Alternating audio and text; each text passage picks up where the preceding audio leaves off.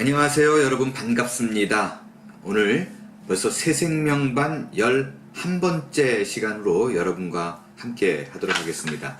우리가 지난 시간에 배운 거를 잠깐 요약을 좀 해볼게요. 마지막에 다뤘던 것이 하나님이 우리 인간의 노력으로는 안 되는 부분들, 우리가 구원 얻을 수 없는 그런 부분들로 인해서 하나님이 우리에게 직접 다리를 놨습니다.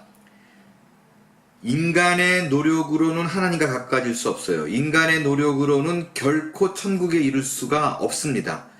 그래서 하나님께서 우리 인간의 노력으로 했던 여러 가지 것들이 실패하자 직접 이 땅에 내려오셔서 십자가에 달려 돌아가심으로 말미암아 인간과 하나님 사이에 다리가 되셨다. 예수님께서 직접, 하나님이신 예수님께서 직접 이 땅에 내려와서 인간을 대신해서 십자가에 달려 돌아가심으로 그의 사랑의 성품을 만족케 했고 공의의 성품을 만족하게 했다. 그게 십자가다라는 것을 지난 시간에 배웠습니다. 자, 2번 들어가겠어요. 요한복음 14장 6절에 의하면 예수께서는 인간과 하나님의 관계에서 어떤 선언을 하고 계신가요? 라고 되어 있어요. 요한복음 14장 6절 함께 읽습니다. 시작. 예수께서 이르시되 내가 곧 길이요 진리요 생명이니 나로 말미암지 않고는 아버지께로 올 자가 없느니라. 예수님만이 유일하게 그 다리의 주인공이 될 수 있다라는 거예요. 유일하게 인간의 노력으로 갈 수 없는 그 길, 그 천국에 이르는 길은 예수님, only Jesus, 오로지 예수님밖에 없다라고 성경이 선언을 하고 있다라는 거예요. 여러분, 사실은 이것 때문에 기독교가 굉장히 많이 욕을 먹어요. 아니, 이 세상에 그 많은 종교가 있는데 어떻게 너뿐이냐라는 거예요. 그죠? 우리가 먹는 욕은 항상 그거잖아요. 왜 그렇게 뭐라 그러죠? 외통수냐? 외골수냐? 어떻게 꽉 막혔느냐? 그런 얘기를 하죠. 꽉 막혔다라는 표현을 우리말로 우리 흔히 저희가 어릴 때 쓰던 말로는 소세지라고 얘기를 했어요. 앞뒤가 꽉 막혔다. 소세지처럼. 그래서 누가 이제 엉뚱한 소리 하면 이렇게 표현을 했죠. 말도 안 하고 고개를 흔들면서. 그러면 내가 또 소세지 같은 행동을 했구나 라고 느끼게 만드는데, 기독교가 소세지라는 거죠. 왜 너네만이냐? 왜 only Jesus? 왜 예수님밖에 없다라고 얘기하냐? 그럼 다른 종교는 뭐냐? 이렇게 얘기를 합니다. 근데 여러분 잘 보세요. 잘 보세요. 그런 말을 하는 종교는, 그런 말을 한 4대 성인 중에, 성자 중에 한 명은 예수님밖에 없다라는 거. 바꿔 말하면 다른 종교는 그들이 도를 깨달았다라는 거잖아요. 그들도 안 거예요. 자기들은 안 된다는 거. 그 말을 할 수 있는 유일한 자격이 있는 사람은 예수님밖에 없어요. 다른 사람들은 그 말을 할 수가 없다라는 걸 그들 스스로가 아는 거예요. 여러분, 불교도요, 사실 대한민국 땅에 들어와 있는 불교는 오리지널 불교하고 완전히 다르다는 거 혹시 아시죠? 예. 오리지널 불교는 뭐냐면 내가 부처가 되는 거예요. 내가 득도한 사람이 되는 거예요. 내가 해탈하는 사람이 되는 거예요. 내가 진리가 뭐구나라고 깨달은 사람이 되는 거가 불교에서 원래 말하는, 추구하는 바예요. 그가 해탈해서 신이 되는 거잖아요. 그죠? 뉴에이지에서 말하는 사상하고도 비슷하죠. 그게 불교예요. 불교가 이 땅, 대한민국 땅에 들어오면서 전통적인 샤머니즘, 토테미즘 신앙하고 합쳐졌어요. 토테미즘 신앙이 뭐예요? 토테미즘 신앙은 동물을 빌고, 그죠? 동물에 절하고, 나무에 절하고, 돌에 절하고, 이런 거잖아요. 이런 거. 이거 얼마나 우스워요. 여담으로 좀 하나 얘기를 드릴게요. 라디오 프로그램 중에 보내준 사연을 읽는 그런 시간이 있어요. 사연을 읽어주는 그런 라디오 프로그램이 있는데, 거기서 재밌는 얘기를 제가 하나 들었어요. 어떤 사람이 산에 올라가다가 혼자 산에 올라가다가 배가 너무 아프더래요. 배가 너무 아픈데 둘레에 화장실이 없더래요. 그래가지고 그 길을 살짝 벗어나서 나무 감겨진 곳에 큰일을 본 거예요. 큰일을 보고 나서 그냥 이렇게 툭 오기가 민망했는 모양이에요. 그래서 둘레에 있는 돌을 갖다가 이렇게 쌓아놔서 자기의 그 인분을, 변을 잘 가리도록 이렇게 쌓아놨다는 거예요. 그러고 나서 그 산행을 늘 이렇게 자주 하던 사람이 아니라 한 달 있다가 그 산을 다시 올라갔다가 깜짝 놀랐대요. 왜냐하면 오고 가는 사람들이 거기 돌이 쌓여져 있으니까 한 사람씩 돌을 갖다 놔가지고 자기 키만큼 돌이 이렇게 쌓여 있더래. 한 달 만에 쌓여가지고 사람들이 줄을 서가지고 그 돌에다가 이렇게 절을 하고 있다라는, 그 웃지 못할 사연이 올려 있더라고. 그러니까 자기 인분에다가 그 속에는 지금 그 안에 흔히 말하는 똥이 들어있는데 똥에다 대고 절을 이렇게 하고 있는 거예요. 사람들이 줄을 서가지고. 그것도 이게 뭐예요? 토테미니즘 신앙이에요. 샤머니즘 신앙은 뭐예요? 누군가의 어떤 신에게 자기 소원을 무조건 비는 거예요. 정성으로. 그게 샤머니즘이에요. 불교가 대한민국 땅에 들어와가지고 원래는 불상에다가 절하고 소원을 비는 종교가 아니었어요. 석가모니는 한 번도 나에게 절을 해라, 소원을 빌어라, 그러면 내가 너의 소원을 들어주겠다라고 말한 적이 없대라니까요. 그런데 그런 종교가 탄생이 되어버렸어요. 석가모니가 그런 말을 하지 않았듯이 그 어떤 종교인도, 그 어떤 종교의 창시자도 나를 통하면 구원받는다, 이단 말고는 그런 말하는 사람이 없었다는 사실을 기억하십시오. 유일하게 예수님만이 그 얘기를 할 수 했어요. 왜? 그게 진리이기 때문에 그래요. 그 누구도 그 말을 할 수 있는 사람이 없기 때문에 그렇습니다. 제 친구가 고등학교 2학년 때로 기억하는데 어느 날 유도하는 친구였어요. 시험에 들었어요. 집에서 이렇게 문득 생각하다 보니까 기분이 별로 안 좋더래요. 예수님만이 구원이 있다. 왜 이렇게 예수님이 이기적인가? 그러면서 드는 생각이, 그러면 지금 그 절에 다니고 있는 우리 엄마 아빠는 어떻게 되는가? 이 생각하니까 막 너무너무 마음이 힘들더래요. 그래가지고 시험에 들어서 교회를 떠났어요. 오랫동안 안 나오다가 한 2달 지났나요? 2달 정도 지났더니 다시 교회를 오기 시작하는 거예요. 그래서 제가 물어봤어요. 무슨 큰 마음을 먹고 다시 교회를 다니기 시작했느냐? 그랬더니 그 친구가 굉장히 단순한 친구인데 잊어버리지도 않는 명언을 얘기하더라고요. 고등학교 2학년 때였는데 뭐라 그랬냐면 이렇게 얘기를 해요. 자기가 오늘 집에서 이렇게 생각을 해보니까 엄마 따라서 이제 절에도 갔대요. 근데 마음이 불안하더래요.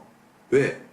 괜히 불교는 부처는 나를 믿어야지만이 유일하게 천국 간다 그런 말을 한 적이 없는데 괜히 거기 다니다가 열심히 다니다가 죽었을 때 아무것도 없으면 어떡하냐는 거예요. 천국에 못 가면. 부처를 만났는데 난 그런 말 한 적 없어. 그리고 책임 안 지면 어떡하냐요. 그래가지고 기왕 내가 한 종교에 열심을 내고 충성을 할 바에야 나 아니면 안 되라고 말한 종교로 가겠다. 그게 좀 안전하다는 생각이 들었다는 거예요. 왜? 예수님만이 그 얘기를 했으니까 기왕이면 그 말을 한 사람한테 가는 게 안전하지 않냐 그래서 돌아왔다는 거예요. 막 친구들이 웃었는데 지금 생각해보면 그것처럼 명언이 어딨어요. 그렇지 않습니까? 왜 어문데 그런 말도 하지 않는 종교가 가지고 빌고 있냐고요. 그런 말 한 분에게 오세요. 그런 말은 유일하게 지금까지 인류 역사에 유일하게 나밖에 구원을 이룰 자가 없다라고 말한 건 예수님 한 분밖에 없어요. 그 사실을 기억하시고 그냥 아무 생각하지 말고 그냥 안전하게 오세요. 안전하게. 예수님 앞으로. 예수님은 예수께서 이르시되 내가 곧 길이요 진리요 생명이니 나로 말미암지 않고는 아버지께로 올 자가 없다. 없습니다. 안전하게 말한 대로 오세요. 말씀하신 분을 따라서. 자, 3번. 요한복음 5장 24절에서 예수께서 말씀하신 3가지 약속은 무엇이며 이 약속들이 실현되기 위해 필요한 2가지 조건은 무엇입니까? 라고 되어 있어요. 요한복음 5장 24절 읽을게요. 시작. 내가 진실로 너희에게 이르노니 내 말을 듣고 또 나를 보내신 이를 믿는 자는 영생을 얻었고 심판에 이르지 아니하나니 사망에서 생명으로 옮겼느니라 라고 되어 있습니다. 3가지 약속이 있죠. 첫 번째가 영생을 얻었다 라고 되어 있어요. 영생을 얻었다. 영원한 생명이 우리에게 있다 라는 것입니다. 두 번째, 여러분 그 두 번째 답을 하기 전에 제가 여러분에게 질문을 드리고 싶어요. 여러분이 지금 예수를 믿은 후에, 다시 얘기합니다. 믿은 후에, 여기 강조예요. 예수가 나의 주님이시고 구세주임을, 그 주인이시고 구세주임을 믿은 후에 죽었어요. 그럼 첫 번째 벌어지는 일이 뭐예요? 심판대 앞에 서서 심판을 받는다? 그렇지 않다. 어떤 거예요? 1번 심판을 받는다? 2번 심판을 받지 않는다. 어느 거예요? 많은 사람들이 착각하고 있는 게 있어요. 모든 사람들이 다 심판대 앞에 서서 천국 가느냐 지옥 가느냐를 결정짓는다라고 생각해요. 아니에요. 성경은 분명히 얘기합니다. 뭐라고 돼 있어요? 예수를 믿은 후에는 심판에 이르지 아니한다 그랬어요.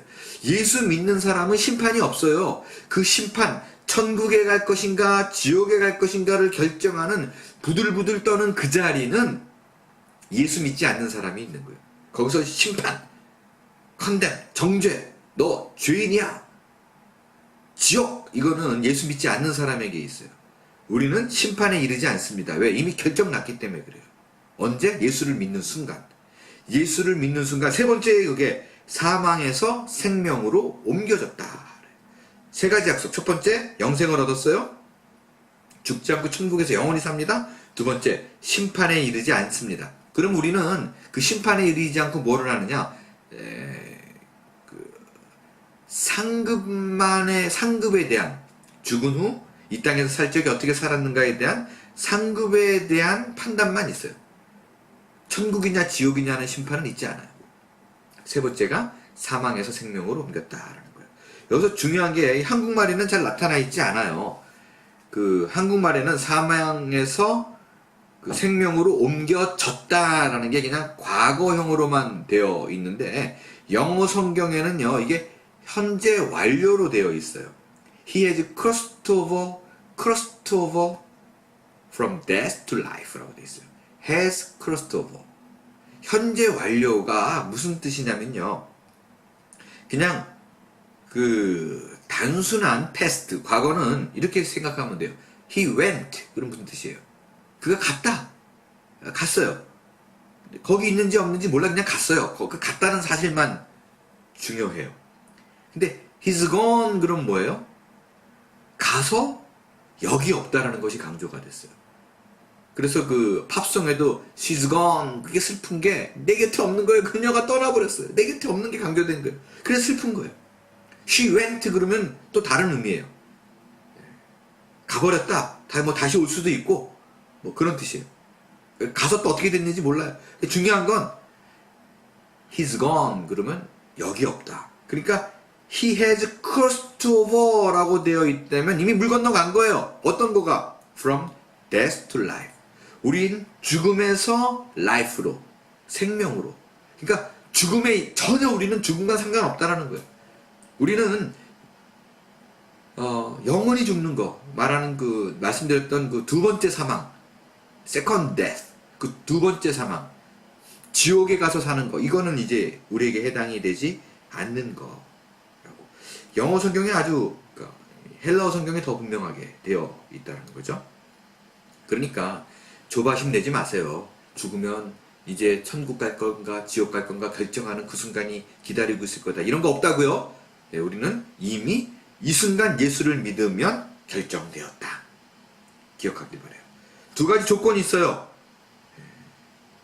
이 세 가지를, 영생과 심판에 이르지 않는 것과 사망에서 생명으로 옮기는 것은 두 가지 조건이 있습니다. 첫 번째가 들어야 돼요. 복음을 들어야 돼요. 들어야 믿음이 자랍니다. 말씀이 없으면 뿌리가 없어요. 근데 이런 분들이 있어요. 가끔 가다가. 저는 교회를 제가 안 가는 이유가요, 설교를 들으면 도대체 무슨 말인지 모르겠어요. 뭐 이런 분들이 있어요. 그러니까 신앙이 안 자란다는 거예요. 무슨 말인지 모르니까. 거기 가가지고 꾸벅꾸벅 졸고 있는데 내가 굳이 거기 갈 필요가 있을까요? 이런 분에게 드리고 싶은 말씀은 그래도 가야 된다는 거예요. 왜냐면 제가 그 아르헨티나에 있을 때, 저희 어머니가 콩나물을 직접 키우셨어요. 콩나물을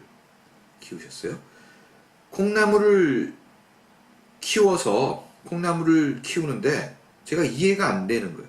어머니가 바느질을 하시다가 저희가 이제 봉제 공장을 했으니까 수영아 저 콩나물 가서 물 좀 주고 와. 그럼 예 그래서 콩나물 가서 물을 주는데 아무리 돼도 이해가 안 가는 게 물을 주면요 여러분 그 콩나물은 이렇게 화분에 심는 것처럼 뿌리가 이렇게 흙에 박혀 있지 않아요. 주면 그냥 밑으로 다 빠져나가요. 물이 그냥 그대로 다 빠져나가요. 물을 주면. 왜 주는지 모르겠어요. 주면서도 한심해요. 이걸 도대체 내가 왜 하고 있는가. 물이 다 빠져나가는데 이 짓을 왜 하고 있는가 이런 생각이 들어요. 다 빠져나가요. 그런데 재밌는 거는 분명히 물이 다 빠져나가는데 콩나물은 자라요. 신기해요.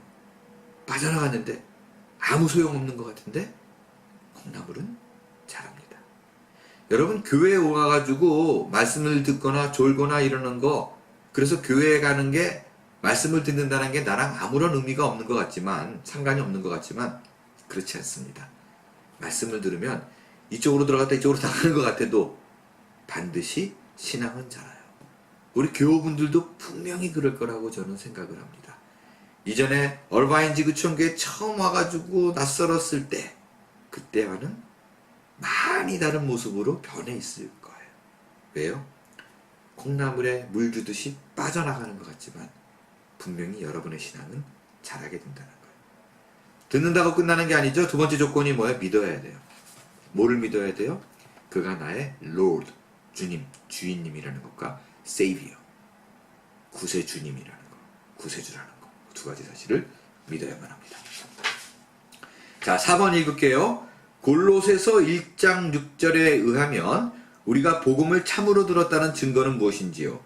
골로새서 1장 6절 함께 읽겠어요. 이 복음이 이미 너희에게 이름에 너희가 듣고 참으로 하나님의 은혜를 깨달은 날부터 너희 중에서와 같이 또한 온 천하에서도 열매를 맺어 자라는도다 라고 되어 있어요. 여러분 내가 복음을 들었다 듣는 거로 끝이는 게 아니라 하나님의 은혜를 깨닫는 것이 중요합니다. 깨닫는 게 중요해요. 교회를 얼마나 오래 다녔느냐 중요하지 않아요. 예, 중요하지 않아요. 내가 집사다, 장로다, 심지어 목사다도 중요하지 않아요. 은혜를 깨닫는 게 중요해요. 은혜를 깨닫는다는 말이 뭐예요? 내 힘으로 안 된다. 내 힘으로 안 된다는 거 아는 그 순간부터 구원의 시작이에요. 저는 초등학교 때부터 교회를 다녔어요. 아니 엄마 뱃속에서부터 저는 교회를 다녔어요. 하나도 안 중요해요. 하나도 안 중요해요. 예수를 믿는 게 중요해요. 예수를 믿는다는 말은 뭐냐면 내 힘으로는 안 되기 때문에 하나님의 전적인 은혜가 필요합니다. 이거를 깨닫는 게 중요해요. 그때부터가 크리스찬의 시작이에요. 그때부터가 신자의 시작입니다.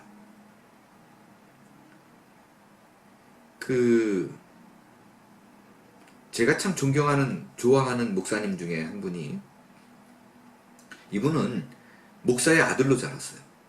그래서 개척교회 목사 아들로 자라가지고 어릴 때부터 그냥 뭐 주일학교, 그리고 뭐 또 필요할 때마다 뭐 강의도 하고 뭐 이런 거 다 했었어요. 뭐 앤디가 그 어린 나이 6학년 때부터 애를 그 차일드 케어한 거랑 비슷하게 개척교회 목사 아들로 자라면 뭐 비슷한 과정을 겪어요. 그래서 그런 과정을 겪었어요. 사형리라고 그 복음 전하는 그 툴 있잖아요. 도구.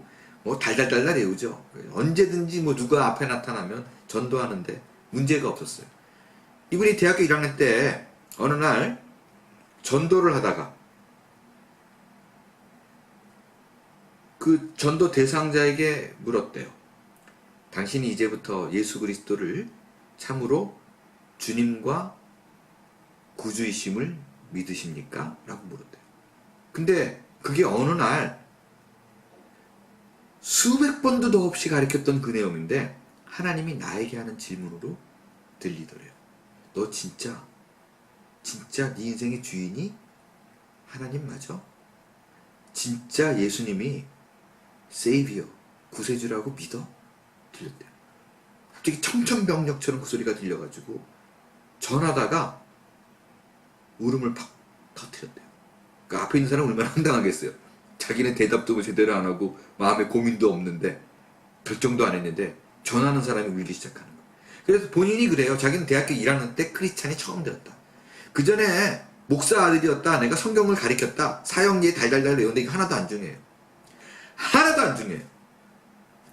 예수 그리스도를 구주와 주님으로 영접하고 그것이 전적인 내 공로가 아니라 하나님의 은혜를 깨닫는 것이 중요합니다. 그때가 시작이에요. 5번 요한복음 1장 12절에 의하면 우리가 예수를 믿는 것을 다른 말로 어떻게 표현하고 있는지요. 요한복음 1장 12절 있겠어요? 영접하는 자 곧 그 이름을 믿는 자들에게는 하나님의 자녀가 되는 뭐를 줬다? 권세를 줬다 라고 얘기를 합니다. 권세를 줬다.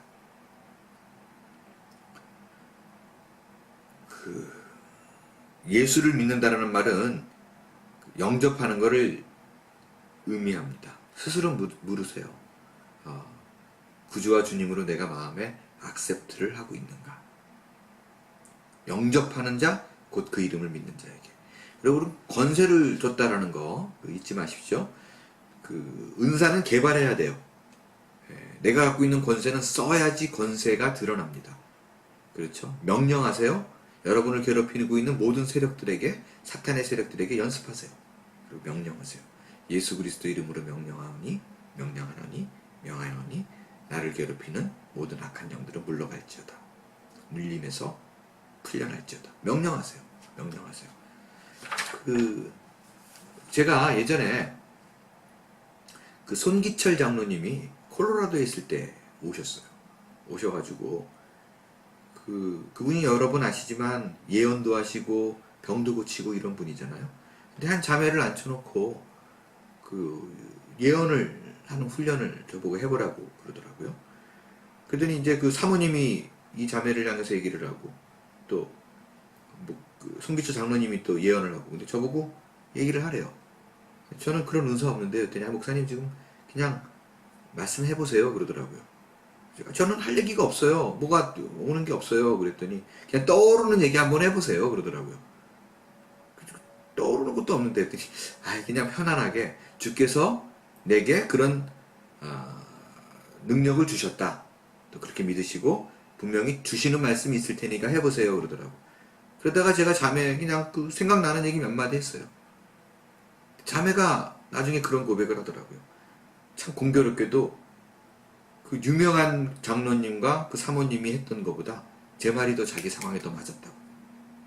우연일 수도 있어요. 그런데 제가 그쪽을 개발하려고 안 해서 그렇지 저는 그게 예언이 그닥 중요하다라고 저는 생각 안 하기 때문에 개인적인 얘기입니다. 저는 미래가 궁금해가지고 막 쫓아가는 사람들이 좀 믿음 없어 보이거든요. 맡기면 되지 맡기면. 그게 뭐가 궁금해요. 내가 어떤 결정을 내든지 간에 하나님께서 협력해서 선을 이룰 텐데. 그쵸? 근데 정말 필요하다고 생각하면 병 고치는 권세, 능력, 예언하는 능력, 여러분들 연습하세요. practice 하세요. 그럼 그것이 여러분의 것이 되는 줄 믿습니다. 왜? 성경에서 약속한 거니까요. 자, 결과 보겠어요. 1. 요한계시록 3장 20절에 의하면 우리가 예수님을 영접하기 위해 해야 할 일이 무엇입니까? 성경 본문 요한계시록 3장 20절 볼지어다 내가 문 밖에 서서 두드리노니 누구든지 내 음성을 듣고 문을 열면 내가 그에게로 들어가 그와 더불어 먹고 그는 나와 더불어 먹으리라. 내가 마음의 문을 열어야 돼요. 여러분 유명한 그림 있죠? 많이 보셨을 것 같은데 예수님께서 큰 문 앞에 서가지고 문을 이렇게 두드리는 그런 그림이 있어요. 근데 그 그림을 잘 보면요 손잡이가 없어요. 그 말의 의미는 예수님이 열지 않고 네가 열기를 기다린다라는 뜻입니다. 근데 이 그림은 상징적인 의미예요. 다시 말씀드리지만 예수님이 확 문을 열어 제끼지 않는다라는 거는요 우리를 로봇처럼 취급하지 않는다는 거예요. 네가 안에서 문을 열도록 우리를 설득하고 우리를 참아내고 또 기다리셔서 그분이 최선을 다해서 우리를 로봇처럼 취급하지 않고 인격적으로 대우하신다라는 그런 의미라는 것입니다. 자, 2번 누군가 우리 집 문을 두드릴 때 그를 영접하려면 우리는 두 가지를 먼저 알아야만 합니다. 그가 누구인가와 그는 왜 내 집에 들어오려 할까입니다. 이제 다음 질문에 대답하십시오. 예수는 누구인가? 그는 구주입니다. 계속해서 강조하죠.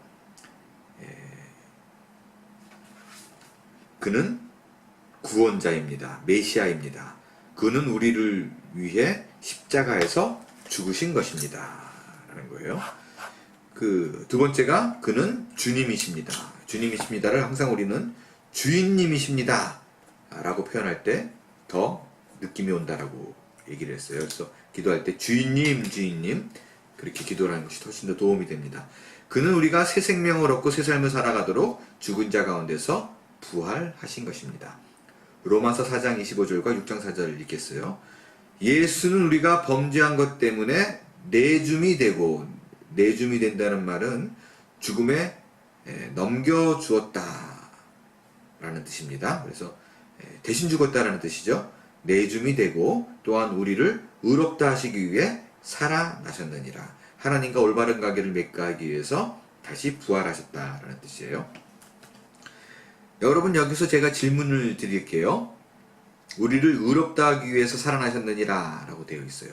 그럼 여러분 질문 드립니다. 여러분 의인이세요? 죄인이세요? 대답해 보세요. 의인이라고 생각하시는 분 손 들으세요. 의인? 나는 의인입니다.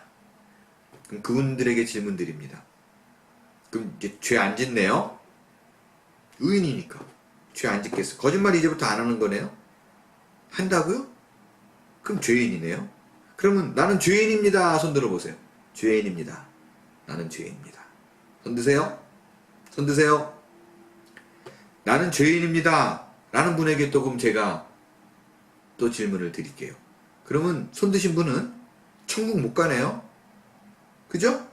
네. 성경은 분명히 죄가 조금이라도 있으면, 눈곱만큼이라도 있으면 천국 못 간다고 돼 있어요. 죄인이라고 손 드신 분은 천국 못 가네요. 그죠? 우리는 의인인가요? 죄인인가요? 우리의 정확한 아이덴티티는 뭘까요? 받아 적으세요.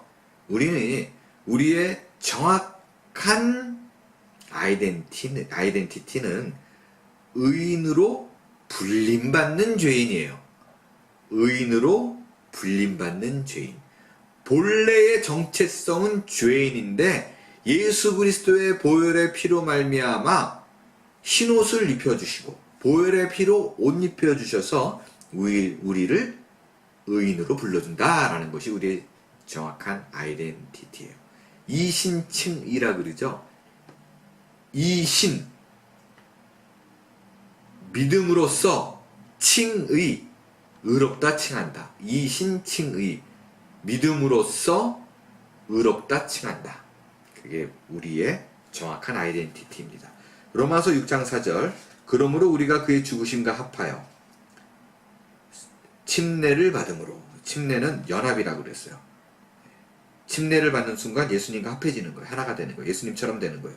그와 함께 장사되었나니 그처럼 우리도 죽을 거예요. 이는 아버지의 영광으로 말미암아 그리스도를 죽은 자 가운데서 살리신 같이 우리도 또한 새 생명 가운데 행하게 하려 하심이라. 제가 그 침례에 대해서 설명할 때 말씀을 드렸어요. 침례는 연합입니다. 우리가 예수님과 연합되어 그처럼 죽을 것이지만 그와 똑같이 우리도 살아서 새 생명 가운데 들어가게 될 것입니다.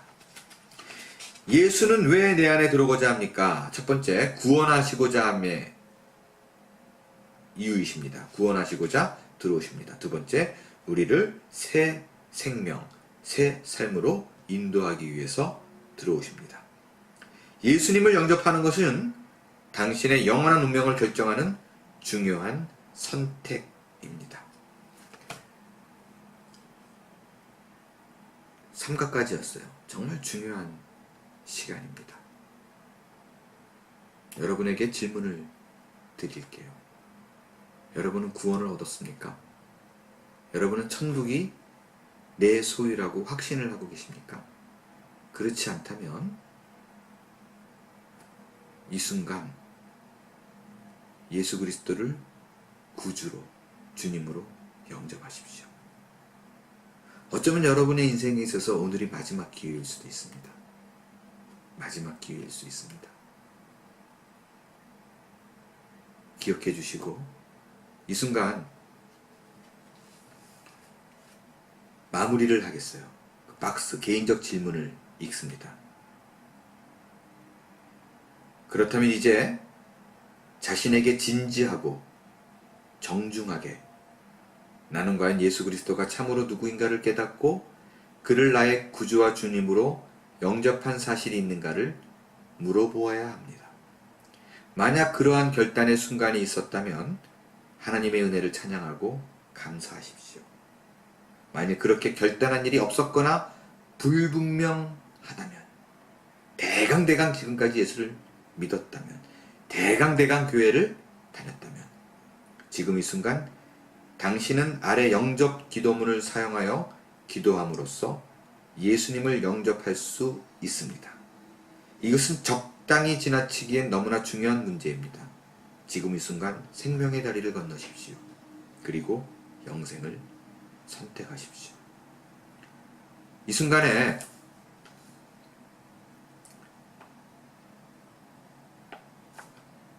내가 정말 예수 그리스도를 구주로, 주님으로 영접하고 싶습니다. 마음에 결정하시는 분이 계시다면 이 기도문을 따라해 주시길 바랍니다. 이미 영접하신 분이더라도 지금 막 영접하는 결심과 고민과 또 결정 가운데 있는 그런 분을 돕는 의미로 함께 따라서 기도문을 같이 읽어주시기를 바랍니다. 함께 읽겠습니다. 하나님 아버지, 저를 사랑해 주셔서 참 감사합니다. 저는 죄인이었고 이제로 말미암아 죽었던 우리가 하나님께서 아들 예수 그리스도를 이 땅에 보내주시고 제가 치러야 할 죗값을 대신하여 십자가에 매달려 돌아가셨다가 사흘 만에 부활하셨음을 믿습니다. 이제 그 예수 그리스도를 향해 제 마음의 문을 열고 저의 구세주와 주인님으로 모셔드리고자 합니다.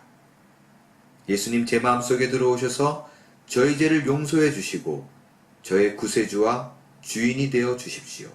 저의 목자가 되어 주십시오. 저를 구원해 주셔서 감사합니다. 예수님의 이름으로 기도드립니다. 아멘. 따라해 주셔서 감사합니다. 오늘 이 순간 처음으로 영접 기도문을 하신 분은 그 아래 영적 출생일 날짜를 기록해 주십시오. 시간을 기록해 주십시오. 그리고 이름과 서명을 해서 여러분의 평생의 이날을 기억하시고 감사로 주 앞에 나아갈 수 있는 모든 분들이 될 수 있기를 축원합니다. 기도하겠어요. 주님 고맙습니다. 새 생명반을 통해서 구원의 참 의미와 예수님께서 우리에게 행하신 일이 어떤 것인 것을 깨달았습니다. 그냥 스쳐 지나가는 자들이 되지 않게 하시고 오늘 드린 기도문에 답게 평생을 예수님을 구주와 주님으로 영접하며 삶을 드리는 복된 인생 되게 도와주옵소서. 이제 더 이상 사망이 우리를 붙잡지 못할 것임을 믿습니다. 생명으로 하나님 품으로 천국에 이르는 그날까지 우리의 삶을 책임져 주시옵소서. 예수님의 이름으로 기도합니다. 아멘.